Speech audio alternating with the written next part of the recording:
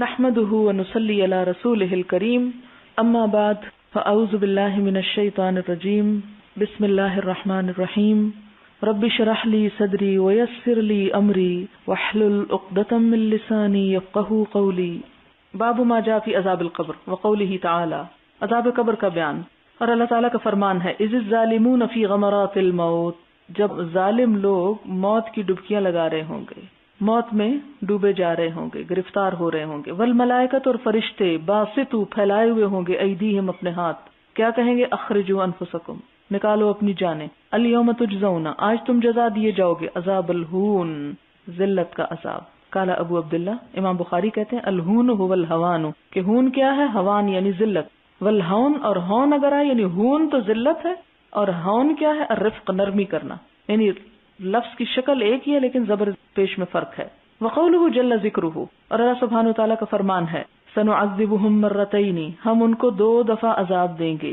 ثم یردون الی عذاب عظیم، پھر ان کو عذاب عظیم کی طرف لے جایا جائے گا. 2 دفعہ کون سا؟ یعنی کفار کو دنیا میں بھی عذاب ہوگا، پھر قبر میں، اور پھر عذاب عظیم. تو اس سے کیا پتہ چلتا ہے؟ اس کی تفسیر بالکل واضح ہے کہ ایک عذاب دنیا کا اور دوسرا قبر کا اور تیسرا قیامت کا عذاب عظیم. وقولہ تعالی وحاق بآل فرعون سوء العذاب، آل فرعون کو شدید عذاب نے گھیر لیا. النار، کیا ہے وہ عذاب؟ آگ. یعرضون علیہا غدوا وعشیا، جس پر وہ صبح شام پیش کیے جاتے ہیں. ویوم تقوم الساعہ، اور جس دن قیامت قائم ہوگی. ادخلوا آل فرعون اشد العذاب، آل فرعون کو شدید ترین عذاب میں داخل کرو. اس سے کیا پتہ چلتا ہے کہ قبر کا عذاب قیامت کے عذاب سے ہلکا ہے. آل فرعون ڈوب کے مری تھی نا پانی میں، تو پانی میں کون سی آگ ہے؟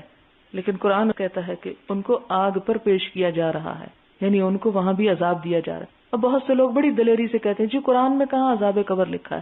اگر لفظ قبر نہیں لکھا تو ان عذابوں سے کیا پتہ چلتا ہے؟ آل فرعون اس وقت کہاں ہے؟ خواہ وہ پانی کے سمندر میں ہی اس کے ذرات ہیں، لیکن پانی بھی تو آگ بن جاتا ہے نا، پانی میں بھی تو صلاحیت موجود ہے کہ جس سے آگ نکل سکتی ہے. حدثنا حفص بن عمر حدثنا شعبہ عن علقمة بن مرثد عن سعد بن عبیدہ عن البراء بن عازب رضی اللہ عنہما عن النبی صلی اللہ علیہ وسلم قال اذا اقعد المؤمن فی قبرہ، کہ مومن جب اپنی قبر میں بٹھایا جاتا ہے، اتیا تو پھر لایا جاتا ہے. ثم شہد اللہ الہ الا اللہ وان محمد رسول اللہ فذلک قولہ، تو اس وقت جب مومن یہ کلمہ پڑھتا ہے تو اس وقت اس کا معنی کیا ہے؟ یہی جو قرآن پاک کی آیت ہے یثبت اللہ الذین آمنوا بالقول الثابت، کہ اللہ تعالیٰ اہل ایمان کو اس ثابت بات کے ذریعے ثابت قدم رکھے گا، اور وہ ہے لا الہ الا اللہ. یعنی دنیا میں لا الہ الا اللہ پڑھ کر وہ جم گیا، استقامت اختیار کی اس نے توحید پر، یہی توحید اس کو قبر میں کام دے گی، اور قبر میں وہ فرشتوں کے سوال سے گھبرائے گا نہیں، بلکہ کیا کرے گا؟ استقامت کے ساتھ جمع رہے گا. حدثنا محمد بن بشار حدثنا غندر حدثنا شعبہ بهذا وزاد یثبت اللہ الذین آمنوا نزلت فی عذاب القبر. اور شعبہ کیا کہتے ہیں کہ یہ آیت اتری ہی عذاب قبر کے بارے میں.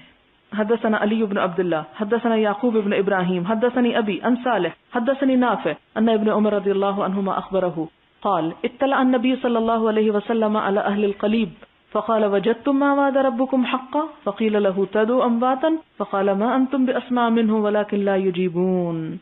کہ بدر کے جو کنواں تھا، اندھا کنواں جس میں کافر ڈالے گئے تھے، تو آپ نے ان کو جھانک کے فرمایا کیا تم نے اپنے رب کا وعدہ سچ پایا؟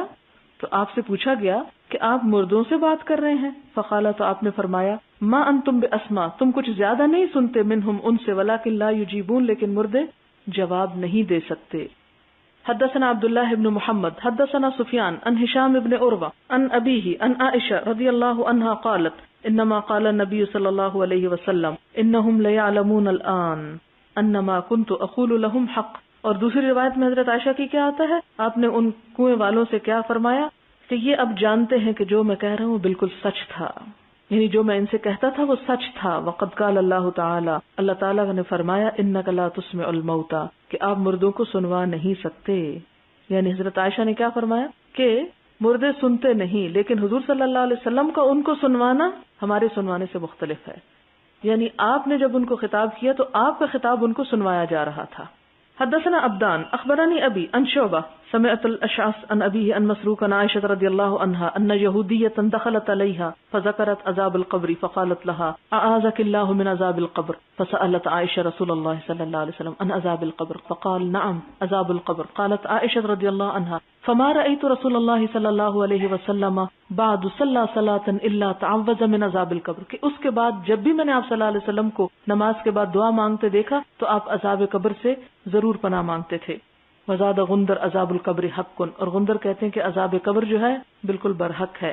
حدثنا يحيى بن سليمان حدثنا ابن وهب قال اخبرني يونس عن ابن شهاب اخبرني عروة بن الزبير انه سمع اسماء بنت ابي بكر رضي الله عنهما تقول، حضرت اسماء یہ حدیث روایت کرتی ہیں کیا قام رسول اللہ صلی اللہ علیہ وسلم کہ نبی صلی اللہ علیہ وسلم کھڑے ہوئے خطیبا خطبہ دینے کو، فذکر فتنۃ القبر، تو آپ نے فتنہ قبر کا ذکر کیا، التی یفتتن فیہا المرء، جس میں ایک انسان آزمایا جاتا ہے، یعنی اس امتحان کو ہر ایک کو پار کرنا ہے. فلما ذکر ذالک، آپ صلی اللہ علیہ وسلم نے جب اس کا ذکر کیا، ضج المسلمون ضجۃ، تو مسلمان چیخ چیخ کے رونے لگے. ظاہر ہے ان کو آپ کی بات ایسے تھوڑی لگتی تھی جیسے ہم کو لگتی ہے کہ دل پہ اترے ہی نہ، وہ آپ کی ہر بات کو سچ سمجھتے تھے. لہذا جب آپ نے یہ فرمایا تو مسلمان چیخ چیخ کے دھاڑے مار مار کے روئے کہ ہم میں سے ہر شخص آزمایا جائے گا اور ہر ایک کو یہ دن دیکھنا ہوگا. حدثنا عیاش بن الولید حدثنا عبد الاعلی حدثنا سعید عن قتادہ عن انس بن مالک رضی اللہ عنہ انه حدثهم ان رسول اللہ صلی اللہ علیہ وسلم قال ان العبد اذا وضع في قبره وتولى عنه اصحابه وانه لا يسمع قرآن آلهم، کہ مردے کو جب دفن کیا جاتا ہے تو اس وقت مردہ جانے والوں کی جوتوں کی آواز سن رہا ہوتا ہے. اتاہ ملکانی، دو فرشتے آتے ہیں، فیقعدانہ، اسے اٹھا کے بٹھاتے ہیں، فیقولان، پھر کہتے ہیں ما کنت تقول فی ھذا الرجل، اس شخص کے بارے میں تم کیا کہتے ہو، محمد صلی اللہ علیہ وسلم. اما المؤمن فیقول اشہد انہ عبد اللہ ورسولہ، فیقال له انظر الى مقعدک من النار قد ابدلک اللہ به مقعدا من الجنہ فیراہما جمیعا. قال قتادہ وذکر لنا انہ یفسح له فی قبری، قتادہ کہتے ہیں کہ اس کی قبر میں وسعت پیدا کر دی جاتی ہے. ثم رجع الى حدیث انس، پھر حدیث انس پہ آتے ہیں. قال واما المنافق والكافر فيقال له ما كنت تقول في هذا الرجل فيقول لا ادري كنت اقول ما يقوله الناس، میں وہ کہتا تھا جو لوگ کہا کرتے تھے، سنی سنائی باتیں. فيقال لا دريت ولا تليت، اس وقت منافق کو کہا جائے گا نہ تو نے سمجھا نہ پڑھا. ويضرب بمطارق من حديد ضربة، ایک مار ایک لوہے کے ہتھوڑے سے ایسی ماری جائے گی. فیصیح صیحة، ایسا چیخے گا، یسمعها من یلیہ غیر ثقلین، کہ انسان و جن کے سوا ہر چیز سنے گی. باب التعوذ من عذاب القبر، عذاب قبر سے پناہ مانگنا. حدثنا محمد بن المثنى اخبرنا يحيى حدثنا شعبہ قال حدثني عون بن ابي جحيفة عن ابيه عن البراء بن عازب عن ابي ايوب رضي الله عنهم قال خرج النبي صلی اللہ علیہ وسلم وقد وجبت الشمس، نبی صلی اللہ علیہ وسلم نکلے اور سورج ڈوبنے والا تھا. فسمع صوتا، ایک آواز سنی. فقال یہود تعذب فی قبورها، آپ نے فرمایا یہود کو ان کی قبروں میں عذاب ہو رہا ہے. وقال النضر اخبرنا شعبہ حدثنا عون سمعت ابی قال سمعت البراء عن ابی ایوب عن النبی صلی اللہ علیہ وسلم. یہ دوسری روایت سے بھی حدیث آئی ہے. حدثنا معلى حدثنا وهيب عن موسى بن عقبہ قال حدثتني ابنة خالد بن سعید بن العاص انها سمعت النبي صلی اللہ علیہ وسلم وهو يتعوذ من عذاب القبر، کہ خالد بن سعید بن عاص کی بیٹی ام خالد کہتی ہیں کہ انہوں نے حضور صلی اللہ علیہ وسلم کو عذاب قبر سے پناہ مانگتے ہوئے سنا. حدثنا مسلم بن ابراہیم حدثنا ہشام حدثنا یحییٰ عن ابی سلمہ عن ابی ہریرہ رضی اللہ عنہ قال کان رسول اللہ صلی اللہ علیہ وسلم یدعو، کیا دعا مانگتے تھے آپ؟ اللہم انی اعوذ بک من عذاب القبر ومن عذاب النار ومن فتنة المحیا والممات ومن فتنة المسیح الدجال، کہ اے اللہ قبر، آگ، زندگی، موت اور مسیح الدجال کے فتنوں سے اور عذاب سے پناہ مانگتا ہوں. باب عذاب القبر من الغیبت والبول، غیبت اور پیشاب کی وجہ سے عذاب قبر. حدثنا قتیبہ حدثنا جریر عن الاعمش عن مجاہد عن طاؤس عن ابن عباس رضی اللہ عنہما مر النبی صلی اللہ علیہ وسلم على قبرین فقال انہما لا يعذبان وما يعذبان في كبير ثم قال بلى اما احدهما فكان يسعى بالنميمة واما الاخر فكان لا يستتر من بوله. قال ثم اخذ عودا رطبا فكسره باثنين ثم غرز كل واحد منهما على قبر ثم قال لعله يخفف عنهما ما لم ييبسا. باب المیت یعرض علیہ بالغداۃ والعشی، یعنی مردے کے سامنے اس کا ٹھکانہ صبح شام دکھایا جاتا ہے. حدثنا اسماعیل قال حدثني مالك النافع عن عبد الله بن عمر رضي الله عنهما ان رسول الله صلى الله عليه وسلم قال ان احدكم اذا مات اريد عليه مقعده بالغداة والعشي، کہ جب تم میں سے کوئی مر جاتا تو اس کا ٹھکانہ مقعد یعنی اس کے رہنے کی جگہ صبح شام اس کو دکھائی جاتی ہے. ان کان من اہل الجنہ فمن اہل الجنہ، یعنی اگر اہل جنت میں سے تو جنت میں سے دکھایا جاتا. وان کان من اہل النار فمن اہل النار، اگر دوزخی ہے تو دوزخ والوں میں سے. فیقال ھذا مقعدک حتی یبعثک اللہ الی یوم القیامہ، اسے کہا جاتا ہے یہ ہے تیرا ٹھکانہ یہاں تک کہ اللہ تجھے قیامت کے دن اٹھا لے. باب کلام المیت علی الجنازہ، میت کا جنازے پر بات کرنا. حدثنا قتيبة حدثنا الليث عن سعيد بن ابي سعيد عن ابي انه سمع ابا سعيد الخدري رضي الله عنه يقول قال رسول الله صلى الله عليه وسلم اذا وضعت الجنازة فاحتملها الرجال، جب جنازہ رکھ دیا جاتا ہے اور لوگ اس کو اٹھا لیتے ہیں على اناقهم اپنی گردنوں پر، فان كانت صالحة اگر وہ نیک ہوتا ہے قالت قدموني قدموني، تو کہتا ہے مجھے آگے لے جاؤ آگے لے جاؤ. اب آپ میت کی یہ بات سنتے ہیں، آپ کو تو نہیں سنائی تھی. اس سے یہ پتہ چلتا ہے کہ یہ ہوتا سب کچھ ہے لیکن مرنے کے بعد ہمارا اور اس کا رشتہ کٹ جاتا ہے، برزخ حائل ہو جاتا ہے. ہم اس کو وہ حیثیت نہیں دے سکتے جو ایک زندہ انسان کو دے سکتے ہیں. لہذا اس کی کیفیات اور ہماری کیفیات ایک ہو سکتی ہے کیونکہ جسم اور جان جو ایک ہے، لیکن وہ کس انداز میں اور کہاں کیا ہوتا ہے ہمارے سے اب اس کا رشتہ نہیں رہتا. باقی وَإِنْ كَانَتْ غَيْرَ صَالِحَةٍ قَالَتْ يَا وَيْلَهَا أَيْنَ تَذْهَبُونَ بِهَا يَسْمَعُ صَوْتَهَا كُلُّ شَيْءٍ إِلَّا الْإِنسَانَ وَلَوْ سَمِعَهَا لَصَعِقَ. باب ما قیل فی اولاد المسلمین، باب جو کہا گیا مسلمانوں کی اولاد یعنی نابالغ اولاد کے بارے میں. وقال ابو ہریرہ رضی اللہ عنہ عن النبی صلی اللہ علیہ وسلم من مات له ثلاثة من الولد لم يبلغ الحنس كان له حجابا من النار او دخل الجنہ. جو شخص فوت ہو جائے اور اس کے 3 بچے ہوں جو ابھی بلوغت کی عمر کو نہ پہنچے، ہنس یعنی گناہ مراد ہے جب انسان کے گناہ ثواب لکھے جا رہے ہوں. کان لہو حجابن، تو وہ ان کے لیے اوٹ ہوں گے، آڑ ہوں گے، حجاب ہوں گے، من النار آگ سے، او دخل الجنہ یا وہ شخص جنت میں داخل ہوگا. اور یہ اس کے لیے ہے جو ان بچوں کے فوت ہونے پر صبر سے کام لے. حدثنا یعقوب ابن ابراہیم حدثنا ابن الیہ حدثنا عبد العزیز ابن صہیب عن انس ابن مالک رضی اللہ عنہ قال قال رسول اللہ صلی اللہ علیہ وسلم ما من الناس مسلم يموت له 3 من الولد لم يبلغ الحنس الا ادخله الله الجنة بفضل رحمته اياهم. اور یہاں پر تھوڑا سا لفظ زیادہ ہے کہ داخل کرے گا اس کو اللہ جنت میں، بفضل رحمته بوجہ فضل اس کی رحمت کے، ایاہم ان پر، یعنی جو ان بچوں پر وہ کرے گا، یعنی ان بچوں پر بھی رحمت کرے گا اور ان کے ساتھ ان کے والدین پر بھی رحمت کر دے گا. حدثنا ابو الولید حدثنا شعبہ عن عدی بن ثابت انه سمع البراء رضی اللہ عنہ قال لما توفی ابراہیم قال رسول اللہ صلی اللہ علیہ وسلم ان له مرضعا فی الجنہ. آپ صلی اللہ علیہ وسلم نے حضرت ابراہیم کی وفات پہ کیا فرمایا کہ اس کو ایک دودھ پلانے والی جنت میں موجود ہے. کہا جاتا ہے ان کی عمر صرف 1.5 سال تھی جب وہ فوت ہوئے تھے. باب ما قیل فی اولاد المشرکین، باب جو کہا گیا مشرکین کی اولاد کے بارے میں کہ وہ کہاں جائے گی. کیونکہ پچھلی حدیث سے کیا پتہ چلتا ہے کہ مسلمانوں کی اولاد جو ابھی بچہ ہو یعنی جوان نہیں ہوئی وہ جنت میں جائے گی کیونکہ انہوں نے گناہ ہی کوئی نہیں کیا یا ابھی ان کی پوچھ ہی نہیں تھی. جیسے ایک اور حدیث میں بھی آتا ہے کہ رفع القلم عن 3، 3 لوگوں سے قلم موقوف کر دیا گیا، رکھ دیا گیا، ان پہ الزام نہیں. اور وہ 3 لوگ کون ہیں؟ سونے والا جب تک کہ وہ اٹھتا نہیں، اور بچہ جب تک کہ وہ بالغ نہ ہو جائے، اور بے ہوش انسان جب تک کہ وہ ہوش میں نہ آ جائے. تو ان کے عمل نہیں لکھے جاتے، ظاہر ہے کہ اس کی غفلت کا دور ہے وہ. باب ما قیل فی اولاد المشرکین، مشرکین کی اولاد کے بارے میں بیان. حدثنا حبان اخبرنا عبداللہ اخبرنا شعبہ عن ابی بشر عن سعید بن جبیر عن ابن عباس رضی اللہ عنہم قال سئل رسول اللہ صلی اللہ علیہ وسلم عن اولاد المشرکین فقال اللہ اذ خلقهم اعلم بما كانوا عاملین. ابن عباس رضی اللہ تعالی عنہ سے روایت ہے کہ انہوں نے فرمایا کہ حضور صلی اللہ علیہ وسلم سے پوچھا گیا مشرکین کی اولاد کے بارے میں کہ ان کا کیا بنے گا، ان کے جو چھوٹے بچے ہیں. فقال، تو آپ نے کیا فرمایا، کیا جواب دیا؟ اللہ، کہ اللہ تعالی، اذ خلقهم، جب اس نے پیدا کیا ان کو، اعلم، زیادہ جانتا ہے، بما كانوا عاملین، کہ وہ کیا عمل کرنے والے تھے. یعنی اس کا فیصلہ اللہ کے ہاتھ میں ہے، اور ویسے بھی مالک یوم الدین وہ خود ہے، لہٰذا وہ زیادہ بہتر فیصلہ کرے گا. اس کی اپنی مخلوق ہے اور اس کو آئندہ کا بھی پتا ہے کہ کس کو کیا کرنا ہے، اس لیے ہمیں ان بحثوں میں پڑھنے کی ضرورت نہیں. حدثنا ابو اليمان اخبرنا شعيب عن الزهري قال اخبرني عطاء بن يزيد الليثي انه سمع ابا هريرة رضي الله عنه يقول سئل النبي صلى الله عليه وسلم عن زرار المشركين، نبی صلی اللہ علیہ وسلم سے مشرکین کی زراری اولاد، ذریت سے ہے، اولاد کے بارے میں پوچھا گیا، فقال اللہ اعلم بما كانوا عاملین، کہ اللہ زیادہ جانتا ہے جو کچھ وہ عمل کرنے والے تھے۔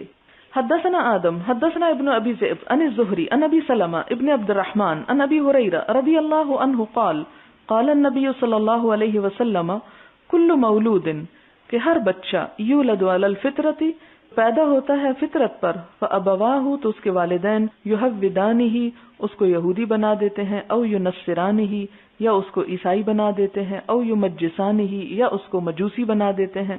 کمثل البہیمۃ، مانند مثال ایک چوپائے کے، تنتج البہیمۃ، جو بہیمہ یعنی چوپایا ہی پیدا کرتا ہے۔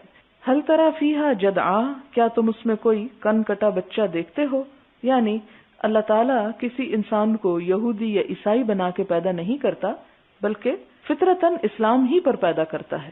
بعد میں جس طرح جانوروں کے کان بتوں کے نام پہ کاٹ دیے جاتے ہیں، پن دیے جاتے ہیں، اسی طرح والدین بھی اپنے بچوں کو جو وہ خود ہوتے ہیں وہی بنانا چاہتے ہیں یا بنا دیتے ہیں۔ باب حدثنا موسیٰ بن اسماعیل حدثنا جریر بن حازم حدثنا ابو رجاء عن سمرة بن جندب رضی اللہ عنہ قال كان النبي صلی اللہ علیہ وسلم اذا صلى صلاة اقبل علينا بوجهه فقال من رأى منكم الليلة رؤيا قال فإن رأى احد قصها، کہ نبی صلی اللہ علیہ وسلم نماز کے بعد ہماری طرف منہ موڑ کے بیٹھ جاتے اور پوچھتے کہ کیا تم میں سے آج رات کسی نے کوئی خواب دیکھا ہے، اور پھر اگر کسی نے دیکھا ہوتا تو اس کو بیان کرتا، فیقول ما شاء اللہ، تو آپ فرماتے جو اللہ چاہتا۔ فسألنا یوما فقال، ایک دن آپ نے ہم سے پوچھا اور فرمایا هل رأى احد منکم رؤیا، کیا تم میں سے کسی شخص نے کوئی خواب دیکھا ہے؟ قلنا لا، ہم نے کہا نہیں۔ قال لکنی رأیت اللیلۃ، آپ نے فرمایا کہ میں نے آج کی رات میں دیکھا ہے، کیا؟ رجلین، دو مردوں کو، دو لوگوں کو، اتیانی، جو میرے پاس آئے۔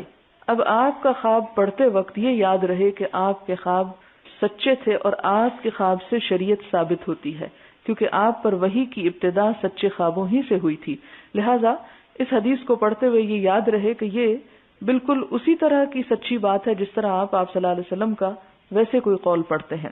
آپ نے فرمایا کہ میرے پاس آج رات دو لوگ آئے، دو مرد آئے، یعنی مراد دو فرشتے تھے۔ فأخذا بیدی، ان دونوں نے میرا ہاتھ پکڑا، فأخرجانی، تو مجھے لے گئے، الی الارض المقدسۃ، ارض مقدس کی طرف، یعنی بیت المقدس کی طرف۔ فاذا رجل جالس، تو میں نے دیکھا کہ ایک شخص تو بیٹھا ہے، ورجل قائم، اور ایک شخص کھڑا ہے، بیدہ، اس کے ہاتھ میں ہے۔ قال بعض اصحابنا عن موسیٰ بیدہ کلوب، یہ بیچ کی بات چھوڑ کے آپ دیکھیں کہ اس کے ہاتھ میں ایک لوہے کی سلاخ ہے، کلوب کہتے سلاخ یا آنکڑا یا کانٹا یا ایسی چھیدنے والی چیز، من حدید، لوہے کی، یدخلہ فی شدقہ، وہ اس کو اس کے گال میں چبھوتا ہے، حتی یبلغ قفاہ، یہاں تک کہ وہ سلاخ اندر سے اس کی گدی کی طرف نکل جاتی، یعنی یہاں پیچھے گردن کی طرف سے، یعنی اس طرح وہ اس کے اندر ڈالتا ہے کہ پچھلی طرف سے وہ چلی جاتی ہے۔ ثم يفعل بشدقه الآخر مثل ذلك، پھر اس کے دوسرے گل پھڑے کی طرف یا گال کی طرف بھی وہ ایسے ہی کرتا ہے۔ ويلتئم شدقه هذا، اتنے میں اس کا پہلا گال جڑ جاتا ہے۔ فيعود، پھر وہ لوٹتا ہے، فيصنع مثله، پھر وہ اسی طرح کرتا ہے۔ قلت ما هذا، میں نے پوچھا یہ کیا ہے، یہ کس کی سزا ہے، یہ کس کو اس طرح اذیت دی جا رہی ہے؟ قالا، دونوں کہنے لگے انطلق، چلو ابھی۔ فانطلقنا، ہم چل دیے، حتی اتینا علی رجل مستجع علی قفاہ، یہاں تک کہ ہم ایک شخص کے پاس پہنچے جو اپنے بیک پر لیٹا تھا۔ قفا، قف یہ مہرے ہوتے ہیں نا بیٹ کے، یعنی بالکل سیدھا لیٹا ہوا تھا، مراد یہ ہے۔ ورجل قائم علی رأسہ، اور ایک شخص اس کے سر کی طرف کھڑا تھا۔ بفہر او صخرۃ، ایک پتھر لیے ہوئے، فہر یا صخر پتھر کے لیے استعمال ہوتا ہے، اور فہر کہتے ہیں اتنا پتھر جو ہاتھ میں اٹھا لیا جائے، یعنی کافی بڑا جس کو ایک ہاتھ اٹھا سکے، اور صخرہ اس سے ذرا بڑے پتھر کو کہتے ہیں، یعنی بھاری پتھر۔ فیشدخ بہ رأسہ، اور وہ پتھر اس لیٹے ہوئے شخص کے سر پہ مارتا ہے۔ فاذا ضربہ، تو جب وہ اس کو مارتا ہے تو کیا ہوتا ہے؟ تدہدہ الحجر، تو اس سے کیا ہوتا ہے؟ پتھر لڑھک جاتا ہے۔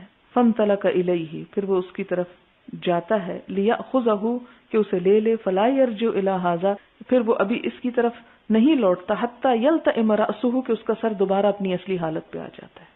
سمجھ لیجئے تھوڑا سا کہ وہ ایک شخص لیٹا ہوا اور ایک کھڑا ہے، جو کھڑا ہے اس کے ہاتھ میں پتھر ہے، وہ پتھر اس کے لیٹنے والے کے سر پہ مارتا ہے اور سر پہ لگ کے وہ پتھر ذرا دور جاتا ہے، مارنے والا وہ جا کے ابھی پتھر اٹھا ہی رہا ہوتا ہے تو اتنی دیر میں اس شخص کا سر دوبارہ اپنی اصلی حالت میں آ جاتا ہے۔ وعاد رأسہ کما ہوا اور اس کا سر ویسا ہی ہو جاتا ہے جیسا وہ تھا۔ فعاد الیہ پھر وہ اس کی طرف لوٹتا ہے، فضربہ تو اس کو پھر مارتا ہے، یعنی پھر پتھر مارتا ہے، پھر سر جڑتا ہے، پھر مارتا ہے۔ قلت من ھذا میں نے پوچھا یہ کون ہے؟ قالا دونوں فرشتے کہنے لگے انطلق چلو، فانطلقنا تو ہم چلے، الی ثقب ایک گڑھے کی طرف، ثقب سوراخ کو کہتے ہیں، مثل التنور ایک تنور کی طرح تھا، اعلاہ ضیق جس کا اوپر کا حصہ تنگ تھا، واسفلہ واسع اور نچلا حصہ کھلا تھا۔ آپ نے اگر کبھی روٹیاں لگانے والا تنور دیکھا ہو تو اس کے اوپر کا حصہ تنگ ہوتا ہے اور نیچے حجم اس کا بڑا ہوتا ہے۔ یتوقد تحتہ نارا جس کے نیچے آگ جل رہی تھی، فاذا اقترب جب وہ اس کے قریب ہوئی، ارتفعوا تو وہ بلند ہوتے، حتی کاد ان یخرجوا یہاں تک کہ وہ اس سے نکل جائیں، یعنی اس کے اندر کچھ لوگ تھے، مراد یہ ہے، یعنی وہ آگ جل رہی تھی اس تنور کے اندر، تنور جو تھا اوپر کا حصہ تنگ نیچے کا کھلا اور اس میں آگ بھڑک رہی تھی اور اس تندور کے اندر کچھ لوگ جل رہے تھے۔ اور کیا ہوتا کہ جب تندور کی لپٹ ذرا اوپر آتی تو پھر لوگ بھی اوپر نکلنے کی کوشش کرتے، کادا ان یخرجوا اتنا کہ لگتا تھا کہ نکل جائیں گے باہر، فاذا خمدت اور جب وہ دھیمی ہوتی، خمود ہوتا نا آگ کا بجھنا، رجعوا فیہا تو وہ بھی واپس لوٹ جاتے، یعنی نکل نہیں سکتے تھے۔ وفیہا رجال ونساء عراۃ اور اس میں مرد اور عورتیں ننگے تھے۔ فقلت من ھذا میں نے پوچھا یہ کون ہے؟ قالا انہوں نے کہا انطلق چلیے، یعنی ابھی کچھ جواب نہیں دے رہے، صرف سینز دکھا رہے، مختلف عذاب دکھا رہے ہیں۔ فانطلقنا ہم چل دیے، حتی اتینا علی نہر من دم یہاں تک کہ ہم خون کی ایک نہر پہ آ گئے۔ سوچیں ذرا کہ ایک نہر ہو وہ خون سے بھری ہوئی، ذرا تصور میں بھی انسان کی روح کانپ اٹھتی ہے۔ فیہ رجل قائم اس خون کی نہر میں ایک شخص کھڑا ہے، علی وسط النہر نہر کے بیچ میں، رجل بین یدیہ حجارۃ اور ایک شخص ہے کہ جس کے ہاتھ میں ایک پتھر ہے۔ فاقبل الرجل الذی فی النہر تو آگے بڑھتا ہے وہ شخص جو نہر میں ہے، فاذا اراد ان یخرج جب باہر نکلنے کا ارادہ کرتا ہے، کہاں سے؟ خون کی نہر سے۔ رمى الرجل بحجر فی فیہ تو مارتا ہے انسان اس کے منہ میں پتھر کے ساتھ، یعنی دوسرا انسان اس کے جو باہر کھڑا ہے پتھر لے کے وہ خون کی نہر میں کھڑے انسان کے منہ میں پتھر مارتا ہے، فردہ اس کو واپس لوٹاتا ہے سکانہ جہاں وہ ہوتا ہے، فجعل كلما جاء لیخرج جب کبھی یہ شخص اس خون کی نہر سے نکلنے کے لیے کوشش کرتا ہے، ارادہ کرتا ہے، رما فی فیہ تو وہ اس کے منہ میں پتھر مارتا ہے، بحجر پتھر، فیرجع کما کانا تو وہ پھر اسی طرح واپس وہیں لوٹ جاتا ہے جیسا کہ وہ پہلے تھا۔ فقلت ما ھذا میں نے پوچھا یہ کیا ہے؟ قالا انطلق دونوں کہنے لگے چلو، فانطلقنا ہم چل دیے، حتی انتہینا الی روضۃ خضراء یہاں تک کہ ہم ایک سبز باغ پر پہنچے، ہرے بھرے باغ پر، خضراء، فیہا شجرۃ عظیمۃ جس میں ایک بہت بڑا درخت تھا، وفی اصلہا اور اس کی جڑ کے پاس یعنی نیچے کے تنے کے پاس، شیخ ایک بوڑھا تھا، وصبیان اور کچھ بچے بیٹھے تھے، واذا رجل قریب من الشجرۃ اور وہ شخص درخت کے قریب تھا، بین یدیہ نار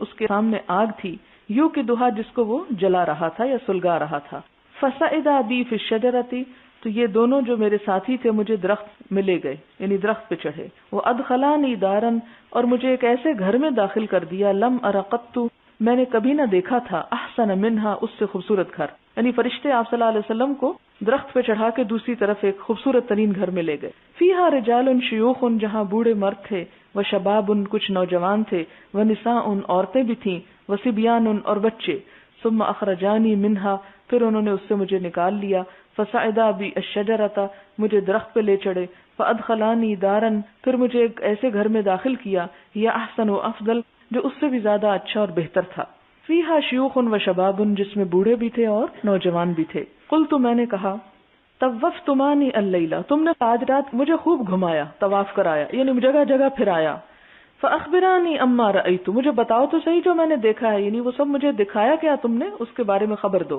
قالا، وہ دونوں کہنے لگے نعم، اچھا. اما الذی رأیتہ، وہ شخص جس کو آپ نے دیکھا، یشق شدقہ، کہ جس کا گال چیرا جا رہا تھا، فکذاب، تو یہ جھوٹا انسان ہے، یہ جھوٹ بولنے والے کی سزا ہے. یحدث بالکذبۃ، ایسا جھوٹا کہ جو ایک جھوٹ بولتا ہے، فتحمل عنہ، وہ اس سے لے لیا جاتا ہے، حتی تبلغ الآفاق، یہاں تک کہ وہ آفاق میں پھیل جاتا ہے.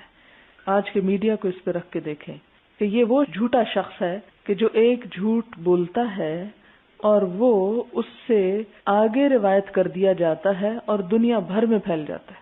اب دیکھیں کہ ہمارے اخبار کیا کرتے ہیں، کسی ایک شخص پہ ایک جھوٹا الزام لگا دیتے ہیں، بعض لوگ جھوٹے بیان دوسروں کے خلاف دے دیتے ہیں، اور وہ کس طرح لاکھوں کی تعداد میں سرکولیٹ ہو کے گھر گھر پہنچ جاتے ہیں اور اس شخص کی بدنامی کا سبب بنتے ہیں. اور ہماری سیاست میں تو افسوس کے ساتھ کہنا پڑتا ہے کہ یہی کھیل کھیلا جاتا ہے. تو کہا گیا کہ یہ وہ جھوٹا، یعنی ایک تو عام جھوٹ بولنا ہے اور ایک ایسا جھوٹ بولنا ہے کہ جو ہر جگہ پر پھیل جائے، یعنی ایک جھوٹی بات.